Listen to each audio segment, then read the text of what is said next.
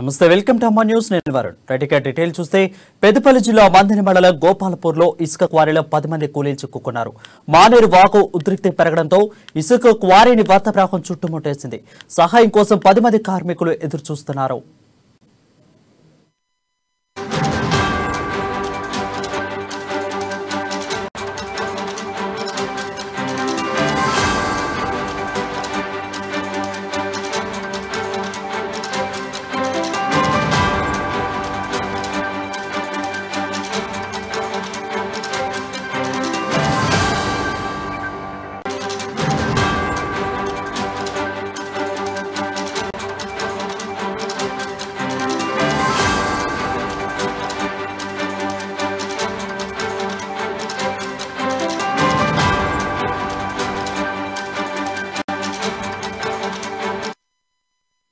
బిల్టెలో breaking చూస్తున్నాం. పెద్దపల్లి జిల్లా మంథని మండలం గోపాలపూర్లో ఇసుక క్వారీలో 10 మంది కూలీలు చిక్కుకున్నారు. మానేరు వాగు ఉధృతి పెరగడంతో ఇసుక క్వారీని వరద ప్రవాహం చుట్టుముట్టేసింది. సహాయం కోసం 10 మంది కార్మికులు ఎదురు చూస్తున్నారు.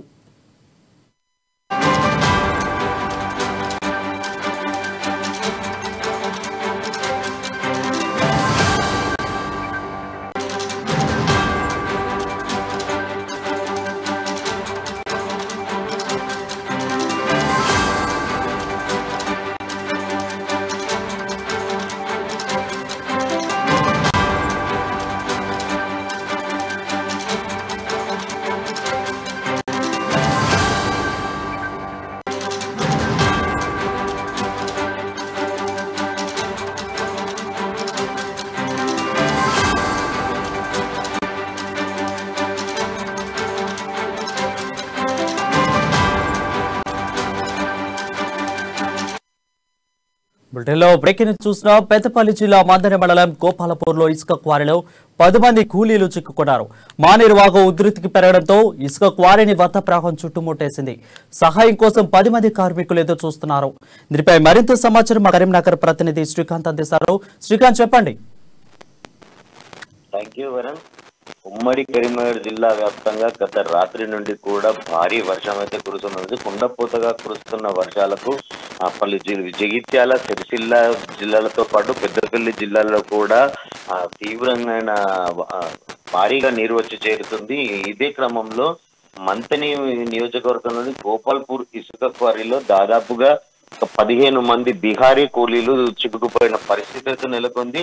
ఇందులో మంచిర్యాల జిల్లాకు చెందిన ఒక సూపర్వైజర్ ఉండగా మిగతా వారంతా కూడా బీహారీ కూలీలుగా ఉన్నట్టుగా తెలుస్తుంది. ఇప్పటికే ఒక టిప్పర్ వరద నీటిలో కొట్టుకోపోగా ఒక కార్మికుడు కూడా వరద నీటిలో గల్లంతైనట్టుగా కూడా సమాచారం అందుతుంది. అయితే వరద నీటిలో చిక్కుకున్న గల్లంతైన కార్మికుడి కోసం ఇప్పటికే పడవల ద్వారా గాలింపు చర్యలు అయితే చేపట్టారు.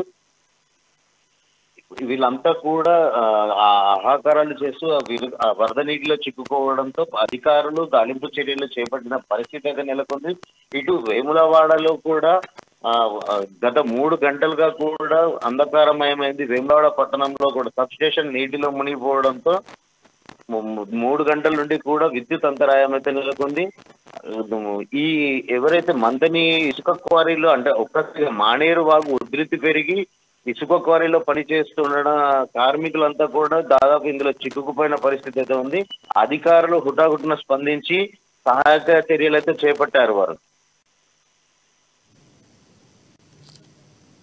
Right, thank you Srikanth.